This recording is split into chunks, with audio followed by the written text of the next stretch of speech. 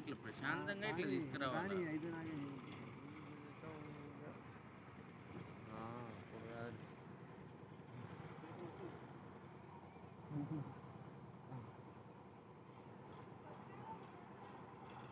ఇంకా ఒకటాకు ఇది వచ్చింది. ఈ ప్లాన్ ఎవరు వేసిండ్రో కానీ